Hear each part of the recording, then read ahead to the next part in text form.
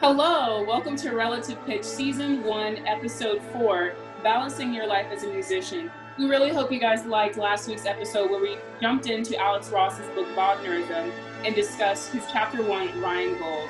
Please drop any comments you like, subscribe to us, like it, let us know how you feel. So this week we really just wanted to talk about how we as musicians like to balance our life and what has been successful for us up to this point.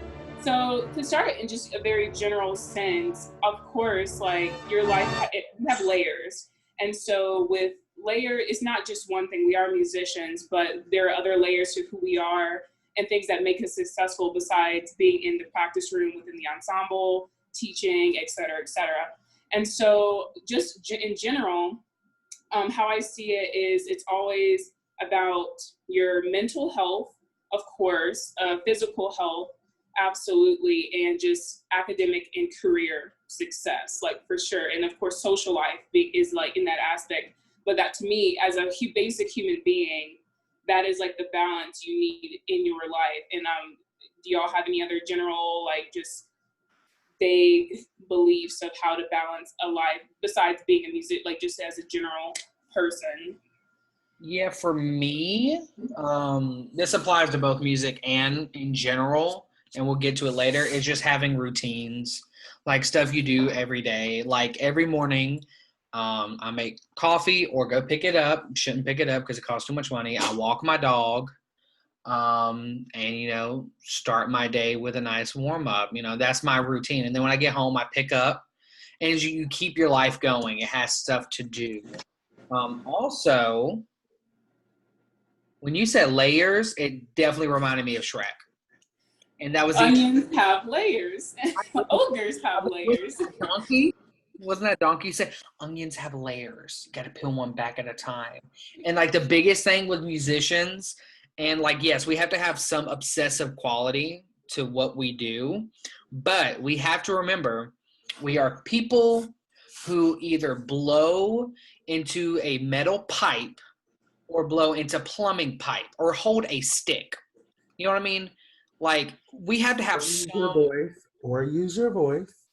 or use your voice. Excuse me. Well, But we have to have like some amount of what is it called? Laughter in our lives because what we do is kind of funny.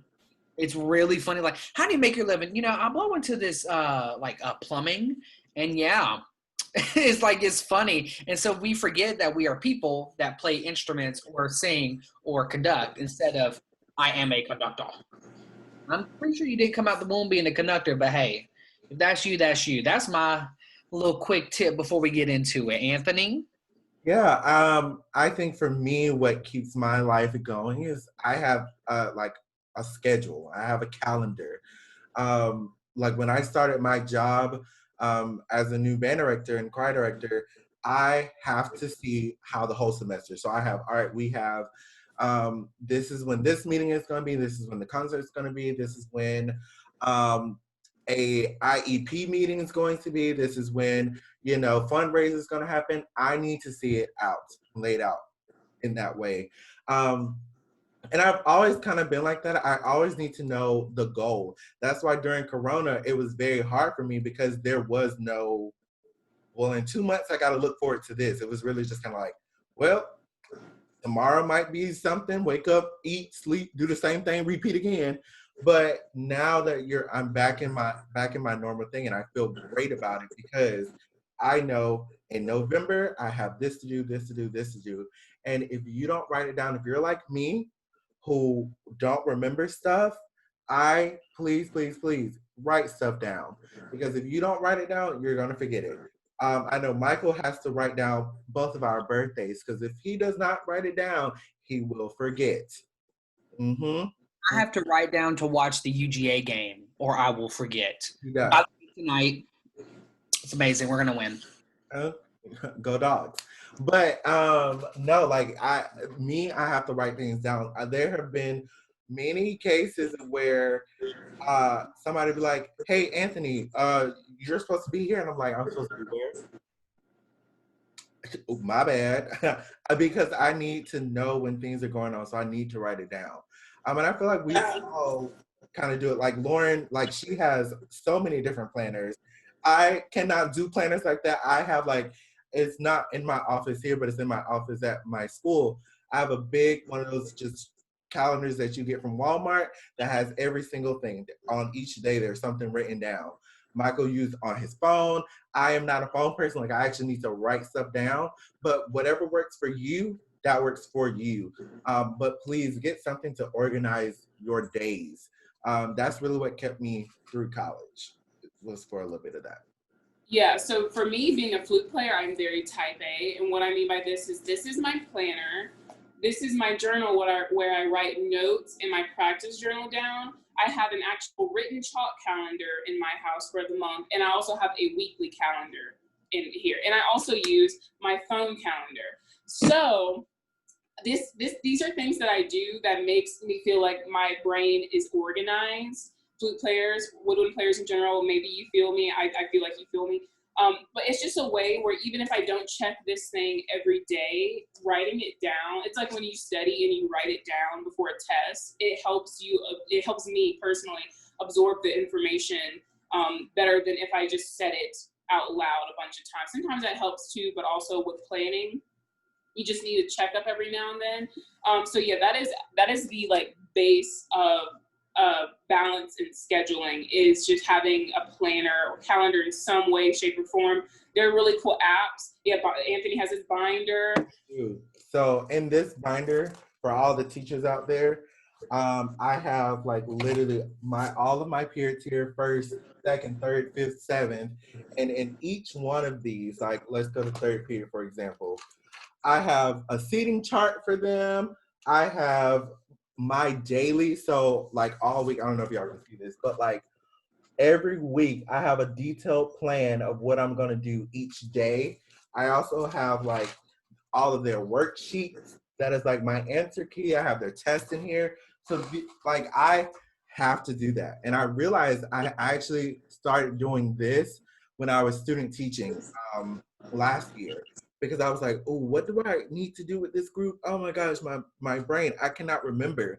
So every day when I get to school, every freaking day, I get to school at 7:00 and I write down everything that I'm going to do that day because I need to see what's going on. And if it wasn't for that, I think my brain would literally explode because I'm a person that needs to write stuff down. So Lauren, I know like you do your whole note taking and things. So this is like my version of your note taking down there. Yeah, absolutely. And like for performance majors, and Michael knows about this too, I keep my practice journals in here. And so a practice journal, if you're not familiar with what that is as performance majors, sometimes it's very easy to walk into a practice room and just start playing and have absolutely no plan of what your goals are for that session or what you want to accomplish within that session. So what a practice journal basically does is says, hey, today we want to really work on these scales, this etude, this excerpt, and these solos. And so it keeps you accountable and it keeps you on target because it's so easy to just walk in and start playing stuff. And then are you really getting any progress done? I don't feel like I get a lot of progress done whenever I do things like that. I have to have a goal of today I'm working on the Lieberman or I'm working on Daphnis and Chloe, yada, yada, yada, keep going on. But I have to have that in my mind before I step into the room. So what this tells me is I go, okay, so today's Saturday, I'm supposed to be playing these 6 excerpts and just really going through tone with drones. And it's a really easy way to just compartmentalize and like sectionalize my practice sessions so that I feel like I really accomplished something within a day. Now, this is not something that works for everyone. I know that Michael, you have your complete different method of doing it, which please enlighten us. For Lauren, it works. And when she started it, I saw a big difference in her. I think she did a lot of it in high school. At the beginning of college, she didn't do as much. And then the last year of college, she really picked it up and amped it up. And I saw a big difference. For me, that makes me just go crazy. And I can't even keep up with it. I'll get like 3 weeks behind and be like, oh God, what was I supposed to be doing? And that just like, for me, it doesn't work. So I use this app. I got turned on to this app about 2 weeks ago. It's called Sessions. So what I do is I set goals for the week.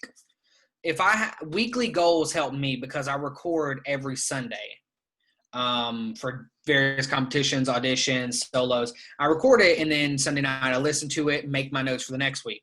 So I record weeks. So like this upcoming week, I want to work on Pictures, Mahler 5, Boats' Caprice, and a bugle call for military auditions. You know what I mean? So throughout the week, I'm going to do that. And I'm going to do it here, there, and I'm going to identify like the little things throughout the week. But it's just like, that's it. But I also like have started a very, like about an hour and a half, hour, 45-minute routine, fundamentals routine every day. And that works for me. I know like that routine, I do it every day. Boom. Like different variations of it, but boom. But I use this thing called Sessions. You just log in. It's kind of like, I call it Facebook for practice buddies. So all my people I follow can see I practice, I think today was like 2 hours because I had to wake up early to watch a Georgia game tonight and do that. So that's what I do. And then for like day-to-day stuff, my mind doesn't work. So I literally plan out everything on Apple Calendar and Google Calendar, and they sync up together. So like my laptop, my iPad, and my iPhone all give me notifications between 30 and an hour before something happens, or I will forget, go home and take a nap. Like I have to do that. And immediately when someone, hey, you want to do this? I'm like, dinner? Okay, I'll put you out for dinner. That's just me. I've been like that. Even like Lauren will be like, Michael, let's go hang out tomorrow. I'm like, what time? Okay. That was like Kennesaw. I'll be like, okay, I got you down. And sometimes I would invite her just to be funny, and she would reject it. But, you know, it's fine. I would definitely say in college. So we'll talk about this later, but like I worked at the rec center on campus at KSU. And everyone at the rec center knew that I coined this phrase. So if this phrase go anywhere else, know that it came from me. They'll always be like, hey, Anthony, let's go do this. And I'm like, oh, let me check my calendar because you know I'm busy. So, and it became bigger than it was, but to be honest, it was the truth because when you're a music major, you have a lot of stuff to do.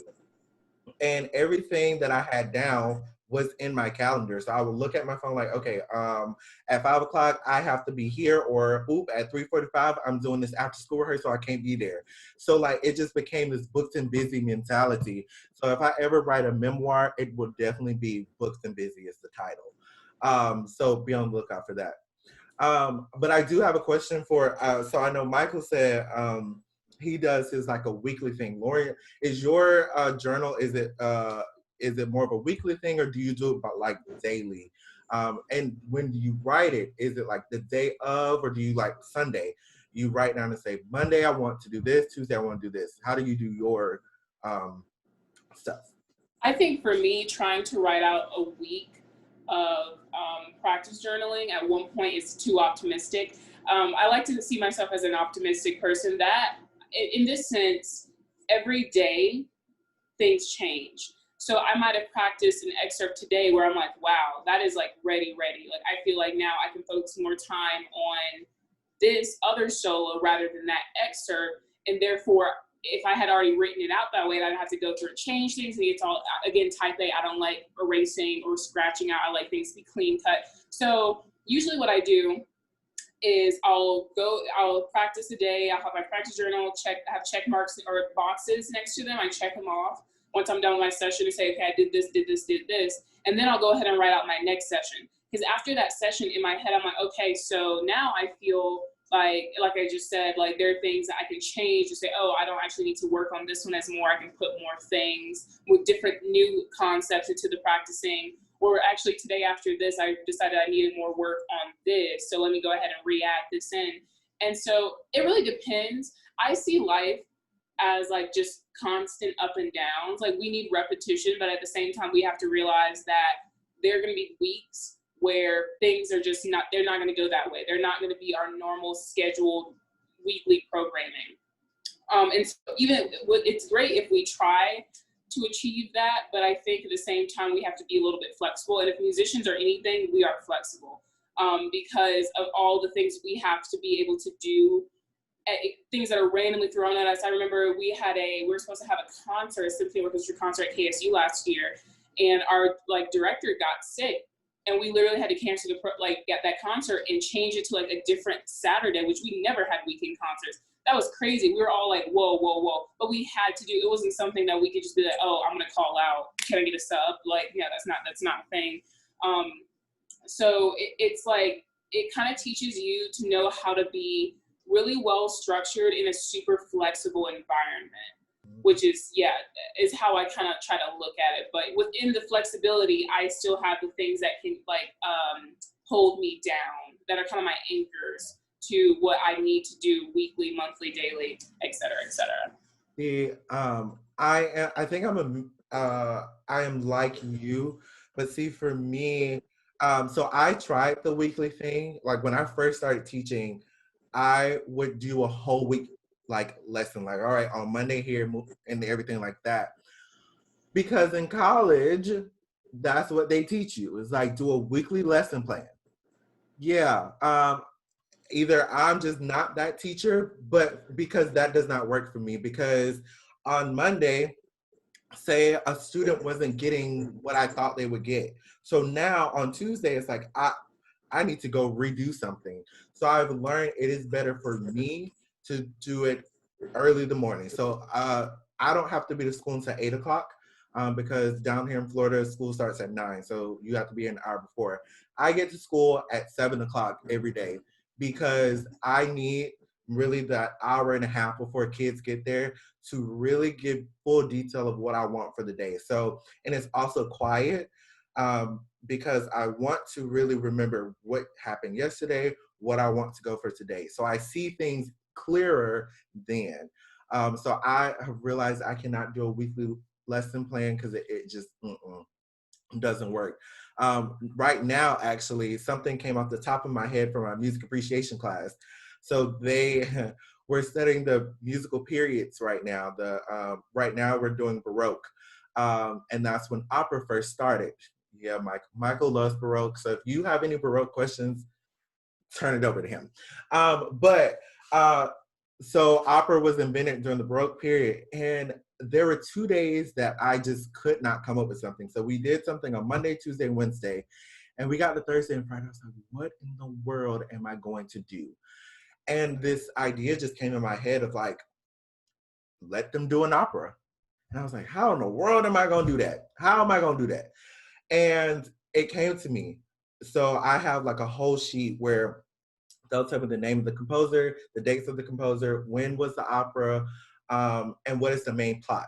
They are going to, so on Monday, this coming up Monday, or when y'all see this, it'll be the past Monday, they will act out the main plot of the opera. And it just came off the top of my head, and what Lauren was saying, be flexible.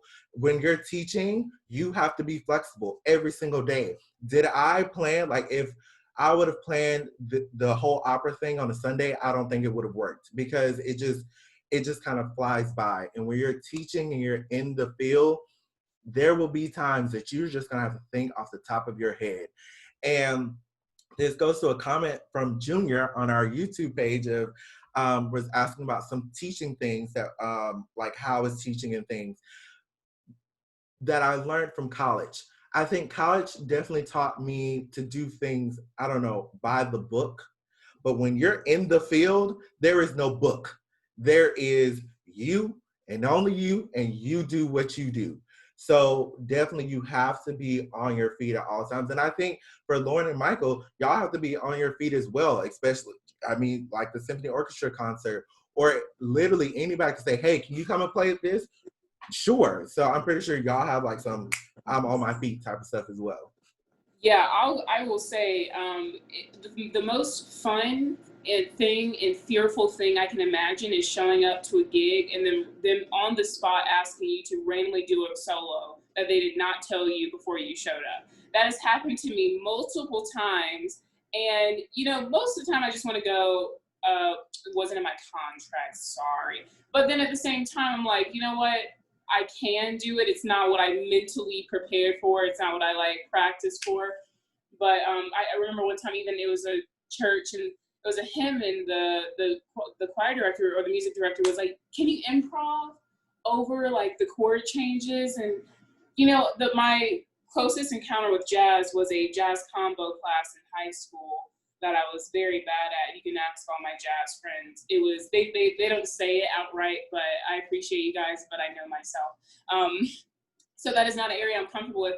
But yeah, that happens at times, and it's just constantly any career field. I think any career field, you have to be able to be flexible, and especially something like this, especially teaching. Oh my gosh, I can't even imagine. But yeah, it's definitely, if anything, college has really showed, like I said, you have to learn how to be flexible within a structured, within an organized structure, if that makes any sense. Like, be prepared for anything and everything to happen.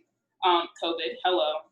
But at the same time, have a plan ready. Don't let everything kind of be able to crumble within a snap, because that means that there wasn't a foundation underneath. Like, it's fine if a window gets busted, the door gets kicked in a little bit, as long as you have that nice base foundation, you can be able to rebuild again, which is why we're seeing amazing teachers like Anthony and like other teachers around the world who are able to adjust so quickly to COVID teaching. And of course, I'm sure it hasn't been the easiest thing, but they were able to, because they are flexible and they are able to do things right in the spur of the moment.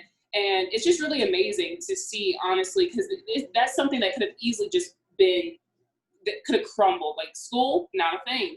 And unfortunately, I've seen situations where some teachers have allowed that to happen, and it's unfortunate. But I'm very thankful for the teachers who were able to, keep strong and like change and adjust to this new way of teaching that we're currently in. Hopefully, it doesn't last long. But I feel like this has made everyone better at adjusting and being more flexible, which is just the number one thing. So I wanted to jump to a different section of this. Anthony and Michael, when we are talking, when we were together, like kind of basically like living 5 minutes or with each other, when we went out to dinner, when we were just hanging out at each other's places, did we talk about music all the time? Was that the only thing that we talked about? Girl, no. Honestly, our friendship, I think why it has just checking off the rails is because we can talk about anything. Like, before we were filming, like we started filming this, we were talking about TikToks. Okay, we had a whole conversation about TikToks and what are we gonna do for spring break or for Christmas and everything else. So we have all these different topics to talk about, and I think it's healthy for you to not talk about your job, your career, music, whatever. It is healthy for you not to talk about whatever that is. I love when I can just go somewhere and not have to talk about music, because 9 hours of my life I talk about music. So when we finally see each other through FaceTime, I just want to talk about something not related to music. And that's what I love about our friendship, because we do talk about music. And when I say we talk about music, we're a little judgy. We be listening to y'all recordings too. But we do have other things to talk about. And Michael definitely keeps it spicy. He always got to keep the conversation rolling. So Michael definitely keeps the comedy involved. Yeah, it's no secret. I'm a gossip. Yeah, you got to keep the juices flowing.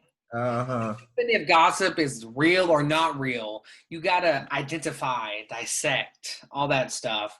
Now, I love it because we'll just be like talking about like random stuff. And then I'll say something about Beyonce. And then we'll go down her history and evolution. Or I'll say some, or my favorite part about these two is debating with them about Family Guy and Simpsons and all that stuff, because none of that stuff, I don't like it. I don't like it. And I will, since you brought that up, now I have to debate this, because you know how I am. So, and this is something that, hey mom, I know you're watching this. She's heard this all the time. But in high school, I'd go to school, I'd practice, I'm doing lessons, private lessons and everything. Sometimes when I came home from school and doing academic work, I just really wanted to do something that wasn't music related at all. I wanted something that would be so just like, I don't have to think about what I'm looking at, what I'm listening to, and it's just funny. I just wanted to laugh. So yeah, Family Guy and American Dad, or those shows that are like, they're comedic relief. There's something for me to just go, oh my gosh, Yes. that's funny. That's it. It's funny. And it's very funny. Like Stewie, Stewie and Brian, and then oh my god, my favorite, Roger. Roger is freaking hilarious. And every time I catch myself either doing a phrase of his or something like that. Like it's that stuff that like when you get home, it just relaxes you. Like I fall asleep to either American Dad or Family Guy or something like that. And it sucks that you don't like it, Michael. You just don't understand the true comedy of it all. There is no true comedy. See, what I like to do is I fall into things like Scandal, Grey's Anatomy, How to Get Away with Murder. Michael's dramatic. Michael's very dramatic. This is what this is saying. Sports. Like watching somebody get absolutely clapped is the funniest thing on earth. Like just like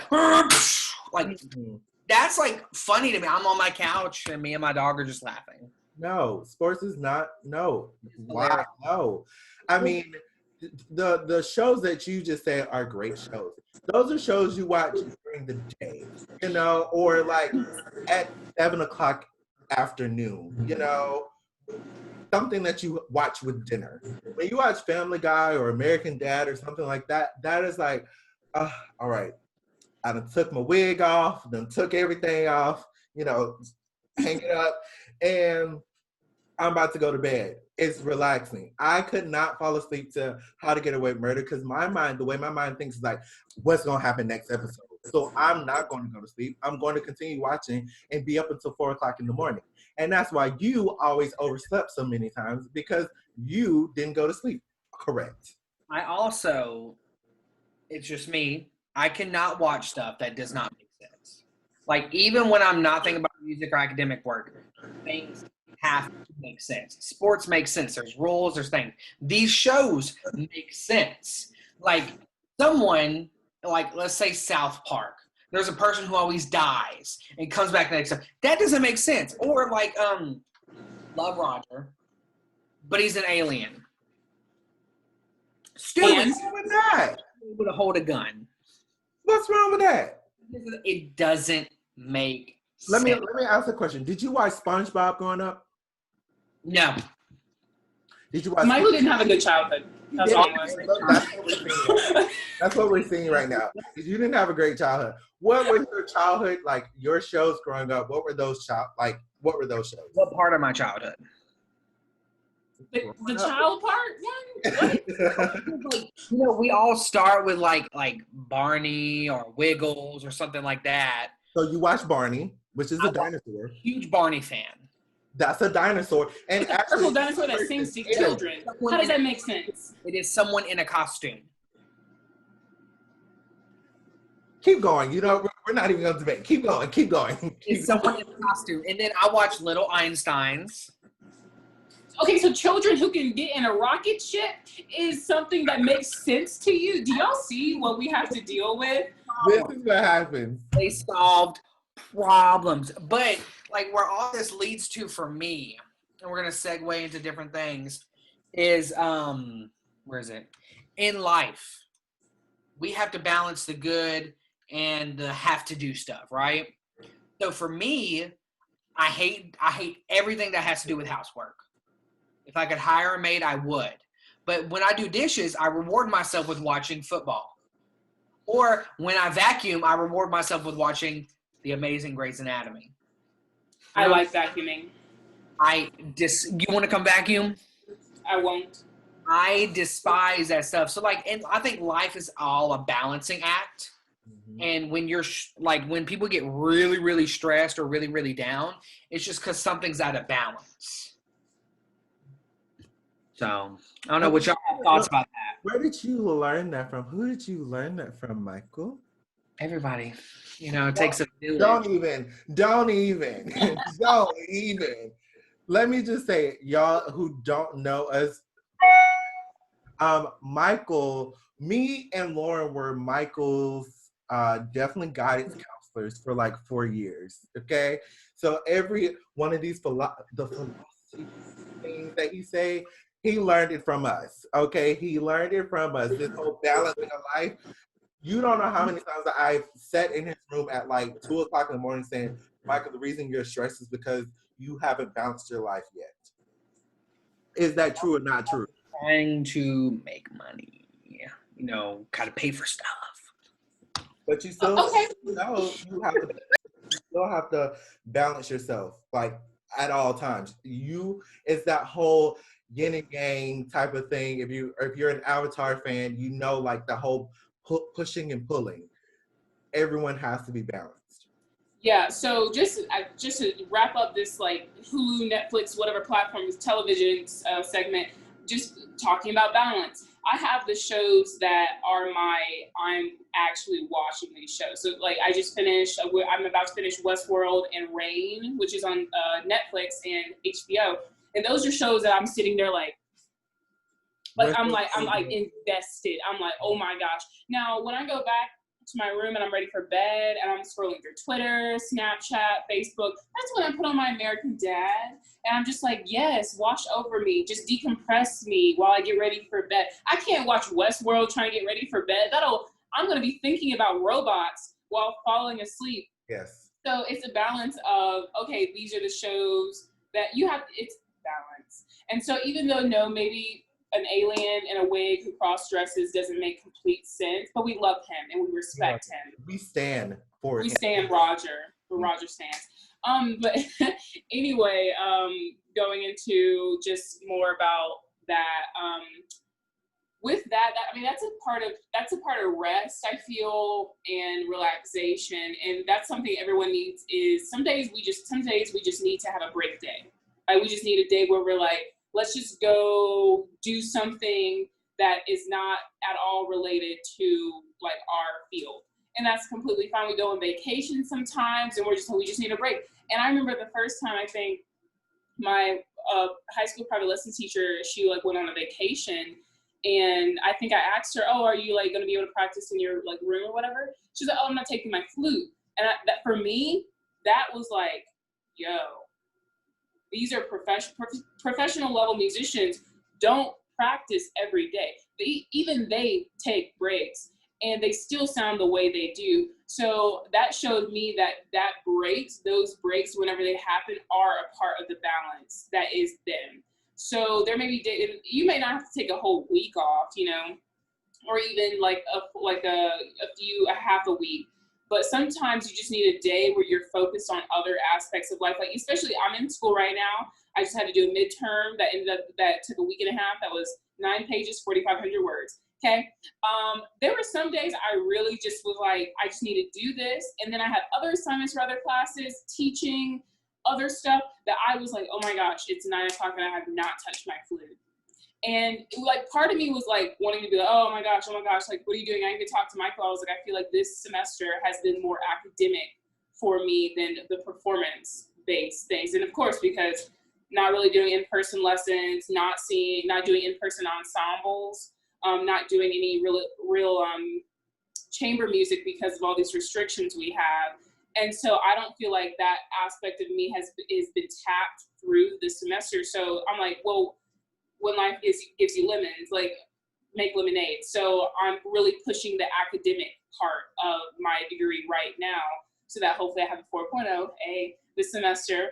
And that'll be a really great start for me. The next semester when I'm doing my competitions and getting ready for possible DMA like lessons and everything, I don't have to worry about academic stuff. It's gonna be full on performance-based, just a lot of practicing. And so I didn't really plan for that. Like I wasn't going into school thinking, oh, the first semester I'm just going to be academic, really. It's just going to be the hardest classes ever complete. No, it just happened. But look how great it turned out. Like I'm just thinking, oh wow, that actually really worked in my favor. So I really feel like sometimes, like I said, flexibility, but having that underlying structure can really, really do wonders for you. It has done that for me as well. And I know we all know the importance of breaks. So like we would go out and have fun and just be young adults. And there's something so important by that. And that's why I encourage people to, one thing, it's always nice to have non-music friends. I will say that. I have friends from high school who I love, love, love hanging around because I'm not talking about music the majority of the time. You know, they'll ask me, hey, how's everything going? Or do you have any recitals coming up? But other than that, it's complete other things. It's like 10% of that conversation is music. Everything, the other 90% is other like crazy young person stuff. And we need that. Like, it's so, to be so obsessive with something is like, it's not real. It can't happen that way. I mean, these professional musicians, they have families and they like have children who are children. So children like doing kid stuff. They're like, oh, we don't want to do that. Let's go get ice cream. Let's go to Disney World. And they do it because that's a balance. And they decided that at that point, they could put that new element of a family, like wife, husband, kids, yada, yada, into the life. And they learn how to balance it. That's anything you add on into your life, you always have to find something that you have to take a little bit away. That's how it works. There's only 24 hours in a day for a reason. I know a lot of us are, oh, I wish I lived 48 or 72. We can't handle that. That's why we're not given that. And so basically, which is what I mean by, you have to wake up this day and be like, what is the main priority for this day? I have this huge paper coming up that I really need to dig into. Guess what? Your priority is to get that paper done. And then the next day, guess what? You're done with the paper. So you're like, wow, I can really focus on practicing today and yada, yada, yada. Then you have a day off where you're at home visiting family. Like, I feel like I did that paper early. I got a really good practice session. So I feel like I have a day off with my family where I'm really not concerned about, oh, I'm missing a session. Oh, I'm doing this. It really is just finding that balance. And yeah, Michael, I'm sure you have other things to say about this. So after joining my master's, my routine changed. Like, I still do my academic work and everything, but what is very important to me and has been since I started is every single day, even if it's a day I take off, I have to get my warm up in. I have to go to my office and I have to do my hour to an hour and a half warm up like that. And I do it around 8 or 7 in the morning, like non-negotiable. It cannot start at 9, but 8 or 7, maybe 8:30. You know what I mean? I get my warm up in, even on Sunday. Like today, I woke up at 6:45. I was at the school at 8:30. You know what I mean? Like, that has helped me this year. Because if I can get my warm-up in, so I do like a 45-minute session, 15-minute break, another 30 to 45-minute session. You know what I mean? That's what I call my warm-up routine type deal. If I get that in every single day, there's some days where I can get 2 hours before noon. Like, I can finish it up. There's some days where that's all I get, but I still had that warm up. It helps me, centers my mind. Another thing to do is I commute to school. I live about 15 minutes away. That has helped me a lot. I listen to chill music, and I'm not thinking about music when I get there. My trumpets are not at my house. I leave them there at the school because that's where I get all my work done. So once I come home, it's like, I'm home. You know what I mean? I get most of my academic work done at the school unless I procrastinate, which I'm famous for doing that too. But for me, for me to balance my life, I have to get my warm up in every morning, especially if I'm teaching, especially if I have some playing obligations that night. If I get my warm up in, it's like my morning coffee. They go hand in hand. Academic work, I'll do at night. I'll do during the day. But if I get my warm up in, I know I did something that day. 6:45 on a Saturday? No. I did. I woke up. Jaeger was mad at me. No, you could not pay me to wake up at 6:45 on a Saturday. No. Yeah, and this is just, this is Michael, and this is a brass player talking. I'm speaking as a woodwind. I used to have 8 a.m. lessons, 9 a.m. lessons. It happened, right? Cool. But I feel like, and we've talked about this, it's a little bit different because I feel like I can kind of start playing at any point of the day and I'm fine. Whereas Michael feels like if he starts anytime after 9 a.m. that day is just gone. I don't feel that way at all. That's just me. Like other brass players can start at like 1, 12, 5 o'clock at night.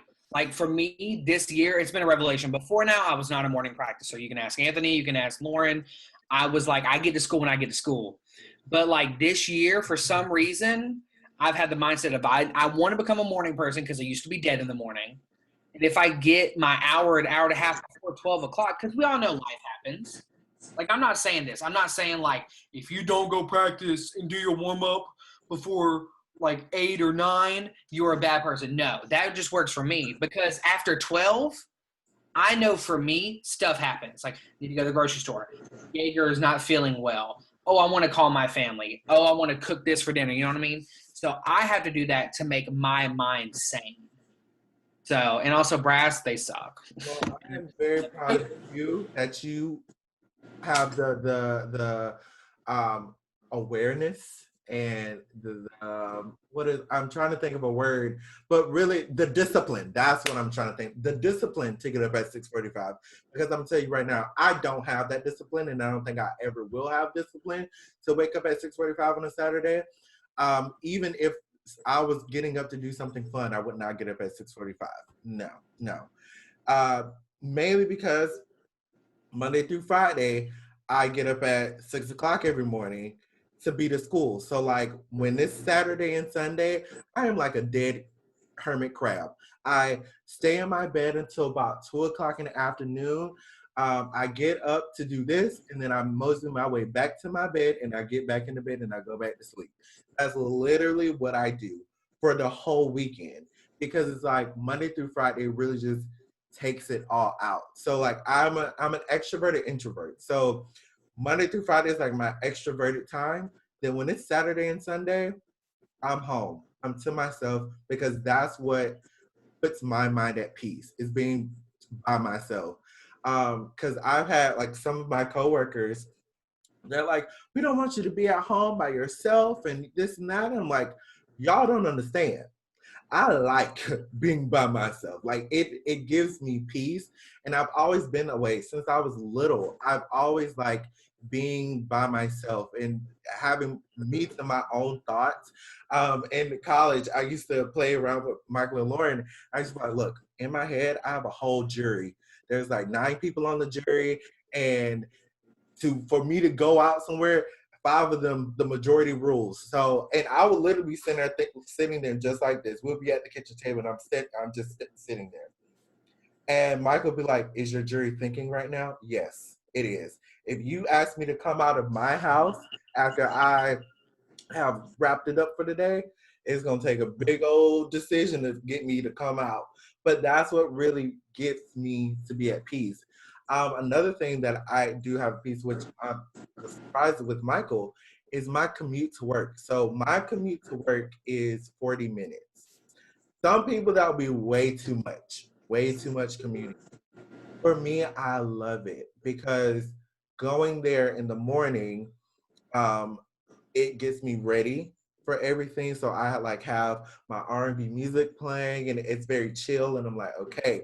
And then when I get there, I have my another hour and a half or so to plan the day. When it's after school, I have my 40-minute drive back home. That's where I decompress. Like, okay, this is what happened in first period. This is what happened in second period. This went well. This didn't go so well. So by the time when I get home, I'm home. It's like school is now done. I'm home. Let me go watch my YouTube. Let me go, call my mom, whatever. Like that 40-minute drive home is where my decompression of the day goes. And I need that. And when I was looking for places to live, I was like, 40 minutes is good, because I realized that I needed that when I was student teaching, because my commute to my school was about 25, 30 minutes. And I realized, like, I need that. I would also, where I lived to Kennesaw was about 5 minutes. And I would walk into class like, ugh, I don't want to be here. I really don't want to be here. But that's because I didn't have enough time to go ahead and pump myself up. Like, all right, here's another day. Let's go. Let's do it. Let's get this bag, get this money. Let's do it. I wasn't getting money, but y'all know what I mean. But I need that type of time to do it. Another thing that I had during college, so this is like for me during college, I had a non-music job. And I was so happy about that. I worked at the rec center on campus and I loved it. I worked there for 3 years. I met some fantastic people. To this day, I still talk to a lot of them. And they didn't see Anthony, the musician. They saw Anthony. Oh, and he also, I think, is a music major. And I love that. And I really love that because they were getting to know me.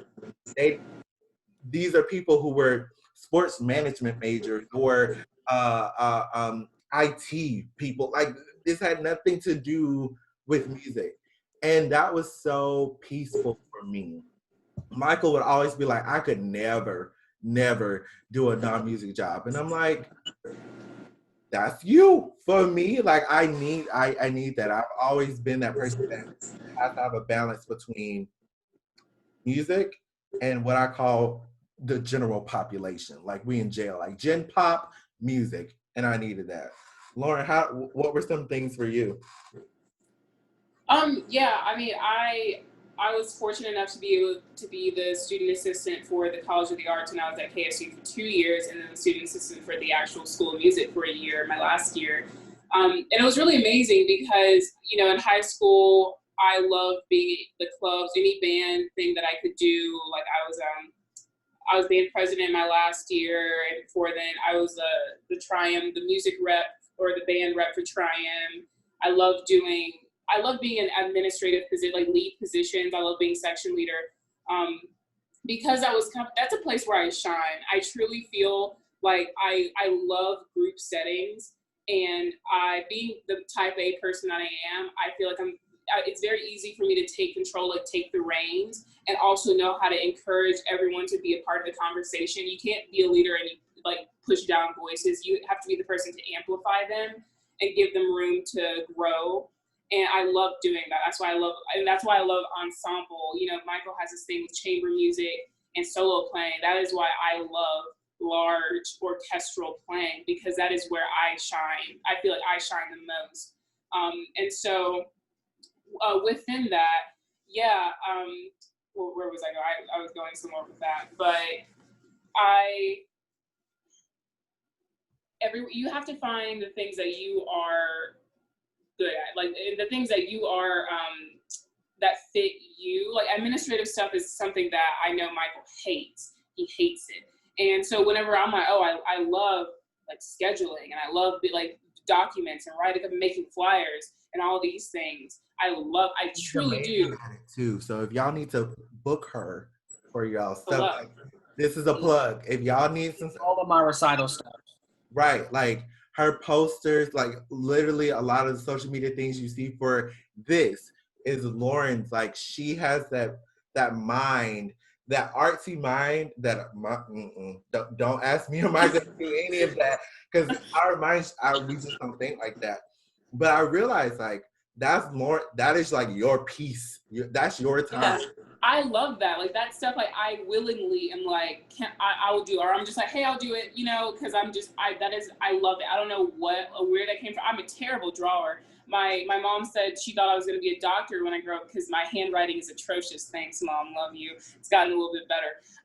But so I never really imagined anything in that category would be mine, but I love that stuff. And so for me, that side, administration, especially arts administration, has been something that I have always been passionate about, but I didn't really come into that until I got to KSU and was given opportunities, especially with like SOMSAC, School of Music Student Advisory Council, that me and Anthony started while we were there. That was a huge thing for us, and I loved it was tedious, sometimes it was very tedious, but it was so worth it in the end.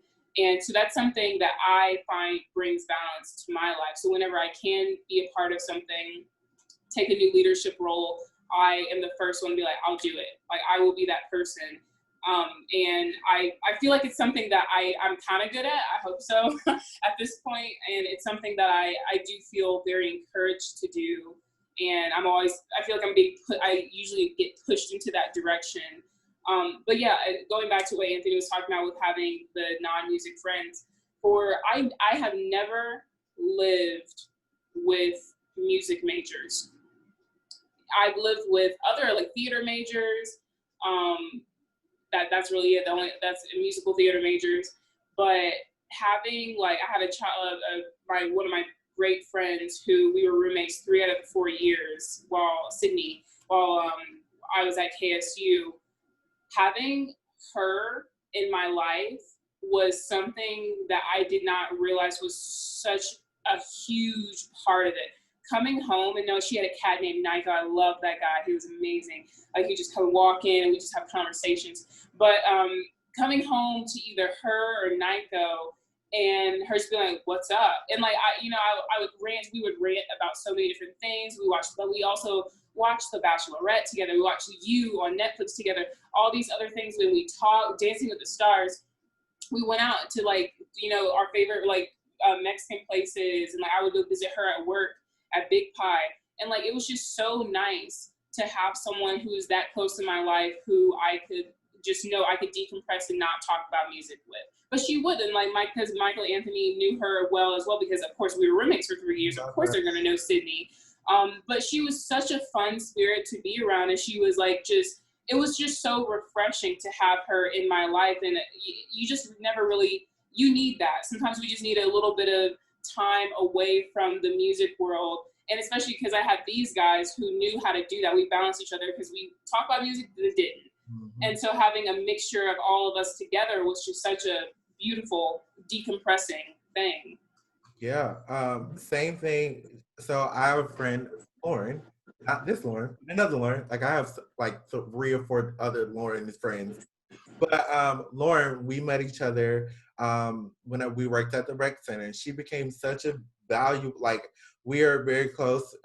She works for the Cobb County, and we'll just talk about like how her job is at working for the county, and she'll ask me how teaching music is, even though she knows nothing about music. She was at my recitals every time there was something big. She often came over. Michael would cook, and they would talk about football, which I excuse myself from that. But she was a person that like was so good for me in my life, especially over the summer, with dealing with, the whole trying to get a job this summer. I wanted to talk to somebody who had nothing to do with music, because something about if I would have just been like, hey, I have this job, it would have been like from a music standpoint, which is great. Like I talked to Lauren and Michael about jobs and stuff. But when I talked to the other Lauren about jobs, her perspective was completely different, because her perspective was from, this is like how the general working thing goes. This is how an interview goes and everything. And every time she's like, don't get down, keep your head up. You're going to get this job. Like every single time she was like, you're going to get this job, you're this and that. I was like, Lauren, no, I'm not. Shut up. Leave me alone. But no, like she really was just like, you're going to get it. No matter what, you're going to get it. Whatever is out there for you will be there for you. And I really did need that. Like that was something of course I got that from all of my music friends, but having a non-music friend saying there is something out there for you is very powerful. And I really, really, really respect and love our friendship that we had. And if it wasn't for me going to work at the gym, I probably would have never really met each other. And she's just like one of the ones from the gym. I have many others, including my former boss, Kendra. I love her. We talk all the time, and me and her, we lift each other up. She's going to get her doctorate degree. So I'm like, girl, go get your doctorate degree. I'll be behind you. She's probably been one of my favorite bosses ever. The way she supports me and I support her, it is just beautiful. That is what I loved about working at the rec center, is that camaraderie that we had, the love. We're always pushing each other to the next level. It's really kind of what we have right here with me, Michael, Lauren. But this just, no music is involved. We're just Anthony, we're Lauren, we're Kendra. That's just it. And I love that. And if it, like Lauren said, if it wasn't for them, originally I didn't think I needed that. But it was because once you got it, it's like, oh my gosh, this completes me. And so I love all of that happened. I'm glad I had that opportunity. Yeah, and so in addition to like the importance of just having non-music friends or friends who are maybe music majors but you can talk about other things with, I think it's also super important to have other hobbies that are not related to music, which we all have plenty of them that we do together at some point or we don't, you know. We a thing that we started doing, it was kind of, I think, over quarantine that kind of brought it together was wine tasting, and actually like not just drinking whatever wine, but actually being like, whoa, what are the flavors in this and which ones do we actually really like and enjoy. And that was something that brought us together more. It had nothing to do with music. We're just tasting wine. And it was really fun and amazing. And Anthony lives by a vineyard. And when I think last time we went to look for apartments, we went to this amazing Lake Ridge, is it? Lake Ridge Winery. If you're ever in the like Central Florida area, Lake Ridge Winery, some of the best wine I've ever tasted. Amazing. Their Sun Blush, their Southern Red, just amazing.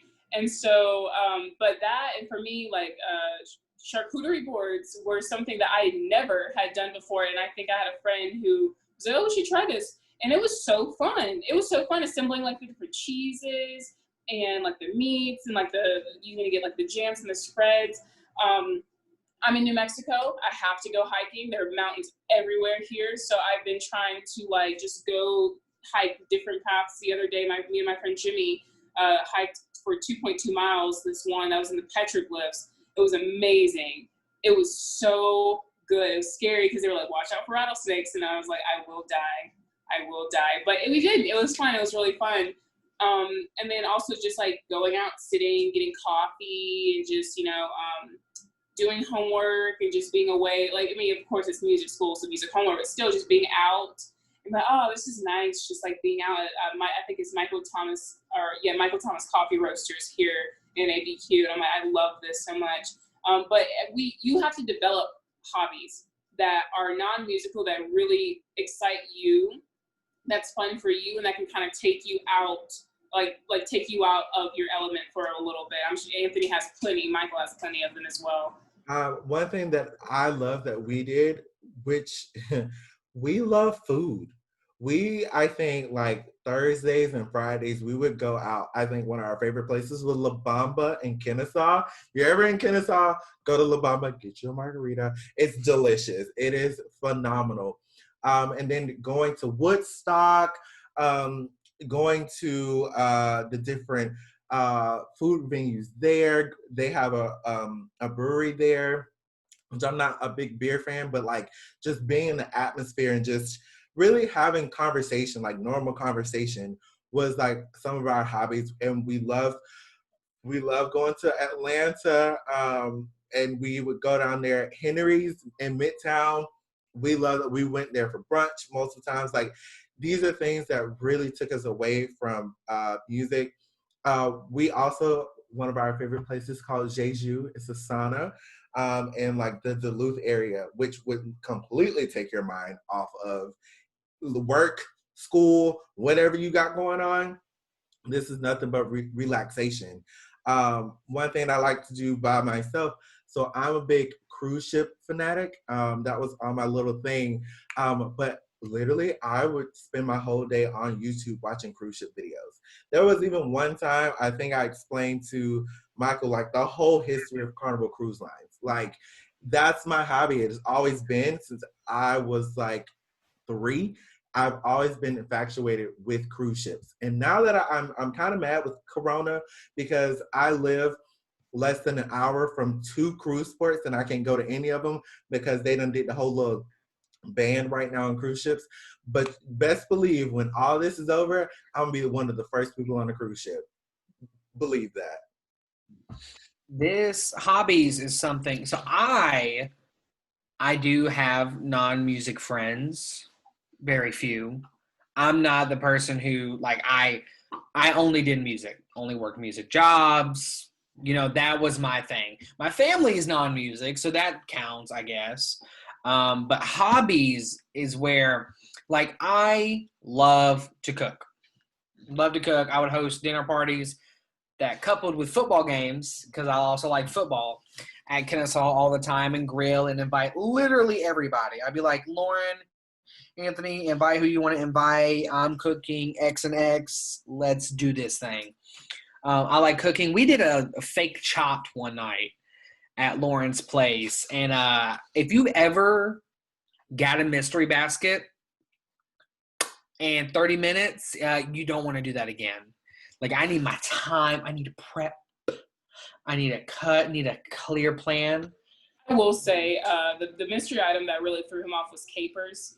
I don't eat those. The capers. I didn't think that was too bad. I could have put water chestnuts, but I was trying to be nice. Those are easy. You just boil them, I think. I don't know. No. Remember, Michael, you like when we took a trip over the summer down to Orlando, and we cooked, and it was like a family thing that we did. Oh yeah, I cooked. What was it? Spinach, bacon, and chicken, like fettuccine, something like that. Yeah, that I like to cook. I like to entertain. That's my big hobby. Like to entertain, like to host.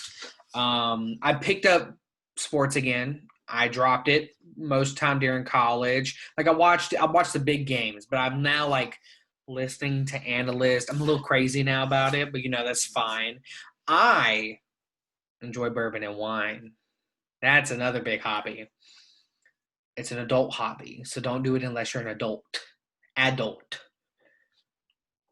Matured adult. But I now have a dog, and it's amazing. He is literally right there. It's the Boo Bear. That's Jaeger Man. So that's how I spend my time now. That's why I do all my work at school. I come home and I'm a suburban dog dad that shops at Costco and this place called Fresh Time, which is like Trader Joe's. I am living my full suburban dog dad life. And so I recommend getting hobbies. If you don't do a lot of stuff outside of music, aka work a job, aka have roommates that were outside of music. I have roommates that are outside of music. I still love them. They went to high school with me. That's a time.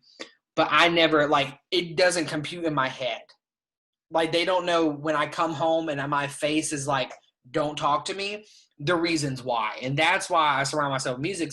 Because if I have a thing, don't talk to me, people are like, oh, something went wrong. Decompress. Then we'll talk about it. You know what I mean? And so that was me. I'm now having hobbies, still cooking, drink a lot of coffee. I'm on my 5th cup today. Love to see it. We love caffeine addiction. But another thing about, I've been going back to more of the actual musician part of balancing is I really liked I love listening to non-classical music and going to concerts of non-classical music. There is a jazz clubs all around Atlanta. I think it's Elliott Street that some of my friends used to play at a lot, and I used to go, and it was so cool. It was such a different vibe. It's like you go in, it's like, oh, you should get a drink because that's it's nice to do. And it happened in a trip I took to Paris like 2 summers ago too. They were like, oh, when you go to these jazz clubs, it's customary to get a drink. It's nice because you're seeing it for free mainly. But it's really like cool because I have my jazz friends too, which I don't lump them into my music friends. I do kind of, but I don't, because they're such a special group of people and they're really fun and they're so funny and their minds are completely different than mine in so many different ways. And so like they play stuff or they'll show me music and I'm just like, what is this? Like it just completely either go whoop or just goes right through. But it's really interesting stuff and I like that because it takes me out of my element. And with classical music, we can be very elitist. Right. We can be, yeah, like just very like, oh yeah, so it's not Beethoven, but it's whatever. No, like I mean, we're to the age, to the point where, you know, we understand it. This is music for all. All music is music for all, and like none is better than the other. They're just different. It's like apples, oranges, lemons. Like it's just a different. It's just a bunch of fruits. It's variety. And so to develop an appreciation for other music forms is really important, because if you ask really great classical musicians, they could be like, oh yeah, like I love jazz music. That's where I get my inspiration for lots of the style that I play in. Or you have musicians who are really good at both, which I think is unfair, but congrats to you that you can do that. I could never be me. But that was something that COVID, hello, we're not really able to do that right now as much. We can see some streams over from our friends in Europa. You know, they're doing their fun stuff that we can see, but that's something that I think I'm going to appreciate a lot more once we're out of this. It's just the fact that you can go see concerts of different styles and with people of different backgrounds, and it adds to who you are it adds to your musical palette. It's like when you're a painter, you don't want to just have one color. That's what would make me the most angry. I'll get off this real quick, but I have to say it. When I go to the modern art sections of art museums and I see a canvas that is just white or just blue, I'm adding you High Museum of Atlanta. It's okay. I love your stuff, but I didn't get it. I'm sure there are artists who are like, oh my gosh, it's just abstract. I'm telling you. It's out of my pay grade, I guess. But for me, it's something more when I see like all the colors coming together and all these other different things. It doesn't have to be a pretty picture of like a lake or something, but give me some substance. And so I feel like with the color, what I'm trying to say is with this color palette, I like to see different colors on it. And so as a musician, you want your color palette to have multiple colors. You don't want it to just be blue and white or red and blue or white, red, and blue. You want to have a whole rainbow. We love the rainbow. Like I want to see it all. And the different like tones. I want pastel pink, hot pink, all the pink. Anyway, Anthony. Yeah, no, like I totally get you. So I cannot play jazz. I literally just found that out like a week ago. Jazz, I was trying to play piano. No. I'm a choral pianist. I can do a little choral, keep up with the company, but that's it. Don't put me in a jazz rehearsal. But I love listening to jazz. I really love listening to jazz. So one of my favorite concerts I've ever been to was a jazz concert by an artist named Kamasi Washington. Oh my gosh, it was a phenomenal concert. And yes, when you go to a jazz concert, you have to have a beverage. You have to have a beverage. It's just part of the atmosphere. But it is so fun. You have to be well-rounded.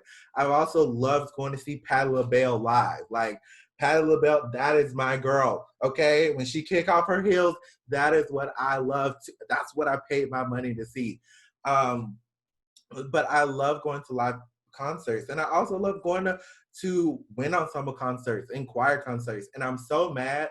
One thing that I loved about coming down to Florida is because Florida has some great college ensembles, great high school ensembles that I was like, ooh, I finally get to go listen to them live. I can't because nobody's performing, and it's a little upsetting. But I know that in the future, people will be coming back into doing the live ensemble things, and I cannot wait. I love going to live music, and as a conductor, I love seeing the whole conductor with ensemble, the what's going on, the mood, how they are reacting to one another. I love seeing that. So it's not only an audio thing, but it's also a visual thing when I go to concerts like that. What I did want to say about being a life of a musician is one, make sure you love what you do. Okay. Make sure that this is what you want to do, and not just being a musician, being anything in life. Make sure it's what you want to do, because if you go through life or go through college and you're not completely sure, you're going to start to regret a lot of things, and it's going to cause a little ruckus going on between you and yourself, and people can see when you're not at fully peace with yourself. So please, please, please find out what you want to do. Make sure that you love what you're going to do. Okay, Michael. I was just gonna talk about the not just listening to classical music a lot. Yes, but though, wait, you have to love what you do. If you don't, I am full confidence say you are not doing the right thing, because you don't want to go to work every day. If you love what you do, it's not work. You know what I mean? Like, you want to enjoy what you do. And that goes for stuff in school. Do stuff you like to do. Like, yes, as musicians, we have this whole rule of you cannot say no. And to some degree, you can't. Like, when you're first getting started out, you have to say yes a lot. And that will teach you what you like and don't like to do. You have to also give things chances. You can't just play one big band gig and be like, I don't like it. Give it a couple of chances. But me, musically, I listen to orchestra music and wind band music and brass quintet and all that other stuff, like when I need to and sometimes when I like to. But what I really like to listen to is hip-hop and rap, especially old 90s and before. And me and Anthony was talked about this a lot.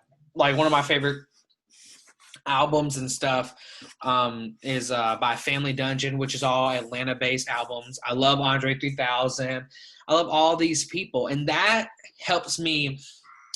Classical music has a groove. It does. Everything has a groove. Everything has a groove. And you can tell when someone is playing very metronomic or when someone is like grooving within their groove. And for me, rappers are like, they will just, whoo. Like, I like jazz. I listen to jazz, but like rappers, how they play with stuff, I'm like, yes. Give me that triple it. When I'm usually with Duple. Yes. But that's just me. And I get lit to it. You know, I get pumped in the morning. I'm like, yeah, just But yes, listen to things that are not classical music, but you can still learn stuff from it. You can learn from all types of music. Learning never stops. Just because I'm listening to CeeLo Green, learning never stops. You can see how he does what he does. It might be popular music, but it's popular for a reason. Or the evolution of Beyonce. Truly. And yeah, so the main thing I think to take away, one of the main concepts of this is the fact that, as you can see just from us three, where we're great friends, like we're amazing friends, yet we have very different things that balance our lives. Mm-hmm. So what you cannot do when you're trying to balance yourself is to try to compare yourself to anyone else, because you're not them. So things that they are able to do within a day, you might not be able to, or you may be underselling yourself. Maybe you could do more than that. You have to look at it's about self-reflection, examination, and trial and error.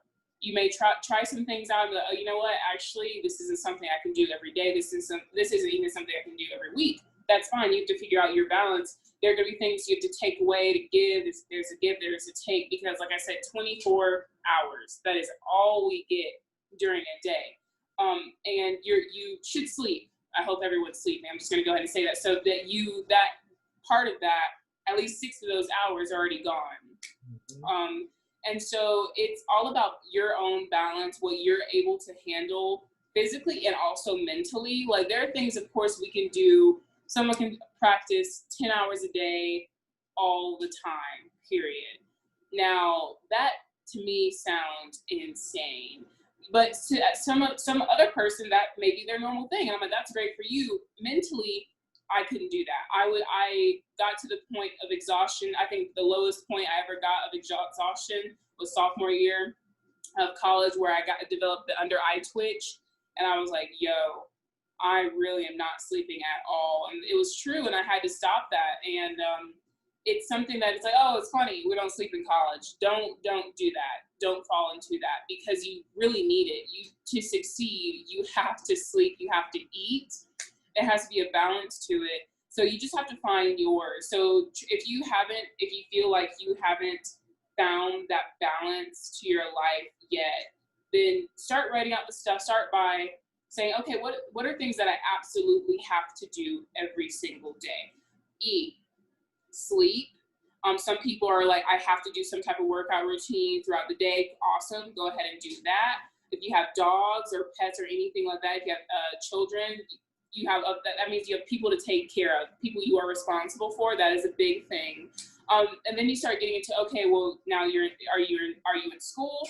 Wonderful. So then what are the things that you have to do every day to survive school? For me, I have classes where I have one assignment a week. So I have one day, I usually just knock it out and say, okay, Thursdays, I'm just gonna knock out all my homework. Those are my homework days. And so then after I have those days, there are days where I'm like, these are my big practice days. And so I know that these are going to be big practice days, the days where I know I will be able to get the most practice done out of these specific days. And so it's just kind of like starting like that, teaching, same thing with you work, balancing that around everything. It's just, that's why I say lists. I love lists as well, writing out things and just looking at it visually with your own eyes and taking it from your head to something concrete really changes things. So that is what I have to say overall about balance. Yeah. The other thing that I think we're going to sum up the rest of this, with balancing your life, you also have to take opportunity. You never know where you're going to end up if you never take the opportunity, okay?